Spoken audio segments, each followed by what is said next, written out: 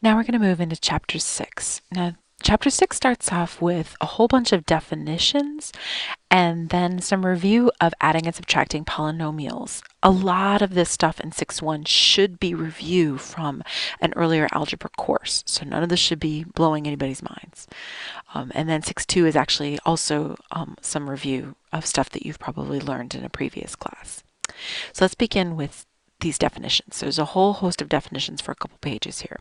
Now, the first thing we want to talk about is a term. A term is when you have a constant, a variable, or a product of a constant or variable, with one or more variables actually, and they could all be raised to any power, right? It didn't say any power, but any power. So 28. 28 is a term.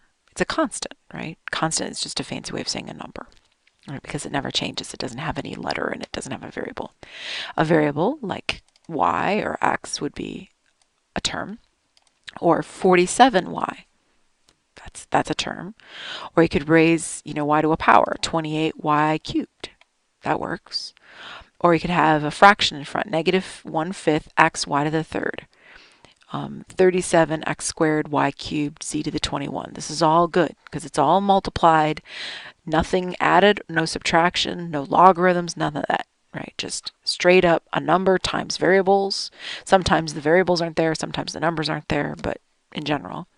And raised to any power you like. You can even do negative powers. That's okay. So negative powers, it's still a term. Here's some more negative powers with this one, 23x squared y to the negative 4 z to the negative 7. You can even do fraction powers, right? So you could have a half, like we learned about in section 4.2, or 5/7, that sort of thing. That's all good. So those are terms. Now, what makes something a monomial? Monomials are special terms. So they're terms, but they can only have counting number powers. So 28y, 47y, that's all still good. Those first four, totally cool. The 1/5 xy cubed, that's fine, right? Because you have variables and they're multiplied, fine. And then the 37's fine. But these other four are no good to you because they have negative powers or they have fraction powers. Those count as terms, but they don't count as monomials. So monomials are terms that only have counting number powers, if they have any at all. Like the 28 has y to the 0 power because you don't see a y there. That's fine. But anything other than that, you're no good. So any negative powers, it's not a monomial. Any fraction powers, it's not a monomial. And of course, for chapter 6 and 7 in particular, we're really interested in monomials and binomials and stuff. We really want things to have counting number powers for chapter 6, 7, and 8. And then in chapter 9, we'll get back to fraction powers. Fraction powers are going to come back to haunt you in chapter 9. All right, now a polynomial is when you have a monomial or a sum, and honestly, I should say or difference, because when you add things, you could also subtract them, of monomials, right? In other words, you have either a monomial. Oh, I should have put that one in. Hold on, let me add in one here. So I could have had a monomial, and let's pick this one. This is fine. 1-1/5 xy to the third. Fine. Okay, so that's a monomial. Any of these would work, actually. Any of these 5 or 6 would work for a monomial. And then you could have a binomial. A binomial is a little bit special. It's two terms. They could be added or they can be subtracted. I made up this one. This one has, hold on, it has just addition with regular old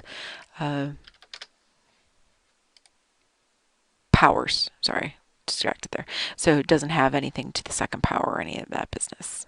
Okay.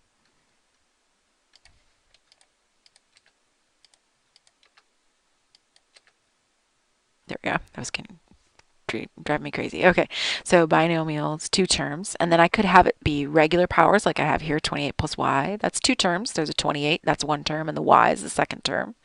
Or you could have y squared take away 49. There's two terms there, right? There's the y squared and the 49. Or you could have three terms. I have 6 minus 7y squared plus 14y. And then polynomials are ones that just have lots of terms, right? Trinomials are the last of the special ones that I know.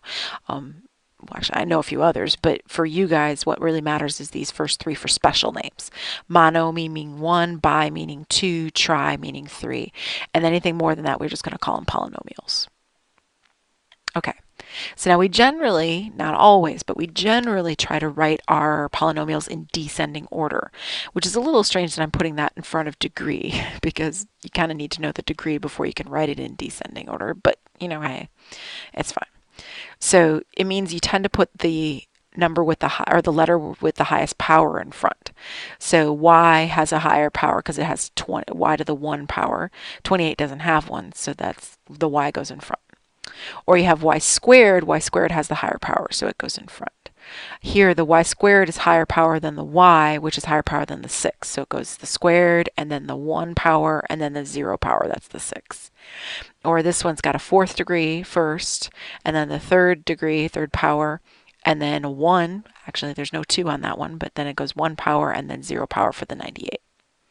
And this one, suffice to say that the cubed is higher than the squared for starters, but also we're going to learn that this guy has a degree of, matter of fact, I didn't put him in, but I'm going to add him in. There, I just changed this one to that one so you guys could see it. All right, so a degree, if you're going to put them in descending order, it helps if you know the degree because descending order means the highest degree first and then second degree second and so on.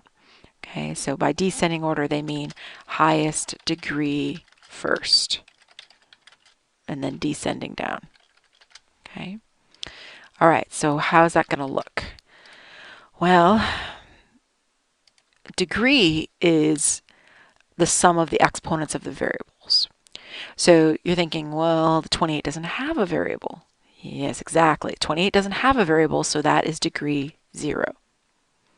Now the y has a variable, but its power is 1, right? Because you don't see a power, so therefore it's 1. Same thing with 47y. That's also a power of 1, right? The 47 is a coefficient. That's different. But the power of that y variable is 1. Now 28y cubed is a variable power of 3.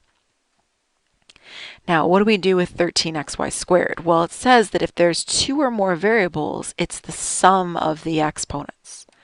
So x is to the 1 power, y is to the 3 power, which means 1 plus 3 makes 4. So 4 is your degree on that one.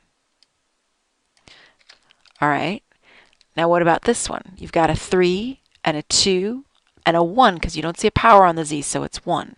And 3 plus 2 plus 1 makes 6. And the last one, squared and cubed is 5. 2 plus 3 makes 5. Plus 21 makes 26. All right, now what about degrees of the polynomial? So that was degrees of terms, right? When it's all just multiplied with powers and numbers and that's it. But what if you start adding and subtracting in the middle? What's the degree of the polynomial? Well, the degree of the polynomial is the highest degree of any non-zero term. So, for example, this one, that's 1 degree, that's 0 degree. So the highest one out there is 1. This one has a second degree right here and a 0 here. So that's 2 because 2 is the highest. This one has a first degree for that first term, but a 5th degree for that last term. So that's degree 5. All right, now what about this one? It's got a squared, that's second degree, then it's got a 1 degree, then it's got a 0 degree. So the highest degree out there is 2. And the last one's got a 4 degree, then 3, 1, and 0. So the highest degree is 4. So when there's only one variable, it's actually kind of simple to figure out, right? It's just whichever is the highest power. But when it's more than one variable, that's a little trickier, right? So this one's 3 plus 2 plus 1, that's 6. This one's 1 plus 3, that's 4. So 6 wins. 6 is the highest one. This one's 1 and 3, that makes 4. And 2 and 1, that makes 3. So 4 wins out.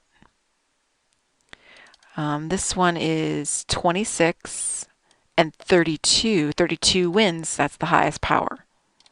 So technically these are not in the right order because this isn't in descending order like that, right? The 14z to the 32 should technically be in front if we were going to put them in descending order. We don't have to always put them in descending order, but we tend to, especially for trinomials like these ones and binomials. That one's out of order too because it's got the 5th in the back.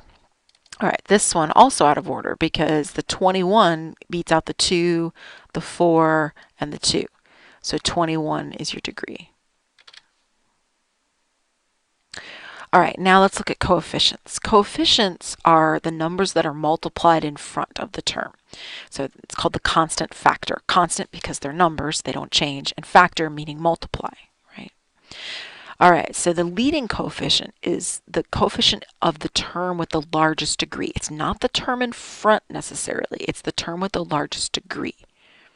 So, for example, this one we already said the term with the largest degree was the y. And what number's in front of that?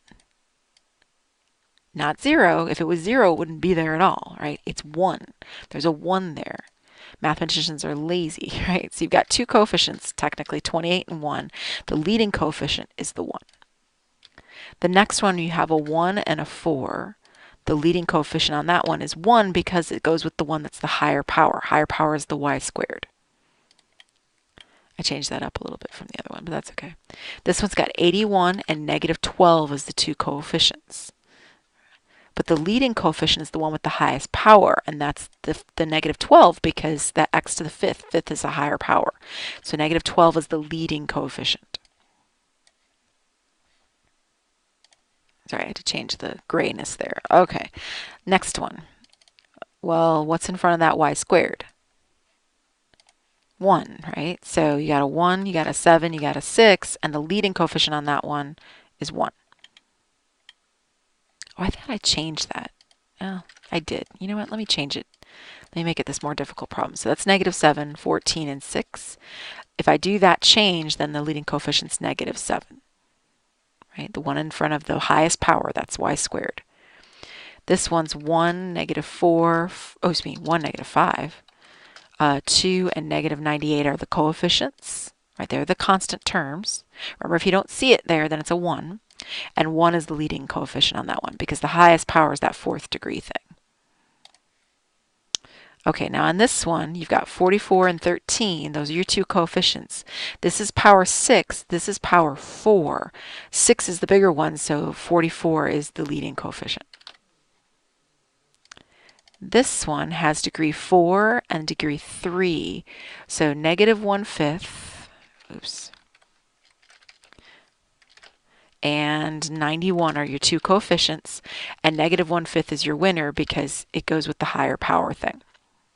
This one has 37 and 14, and 14 wins because even though it's not in front, right, don't get confused, it's not always in front because if they're not written in descending order, then it won't be the front term. But even though it's not in front, it's with the item that has the higher power. All right, this one's got 24, negative 32, 17, and 44, and the leading coefficient is 44 because the highest power is the 21. All right, last but not least, like terms and unlike terms. Like terms are either constant terms or variable terms that contain the same variable raised to exactly the same power. They have to have the same letters or no letters at all. That works. Neither one of them has letters, like 21 and negative 459. That's like terms. Or 4x and 3x. They've got the same letters raised to the same powers, 1. All that's different about them is their coefficients. That's cool.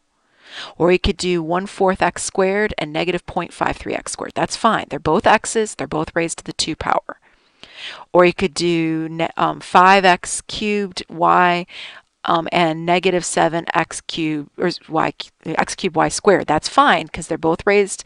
X is to the 3rd power, y is to the 2nd power. Everything is identical.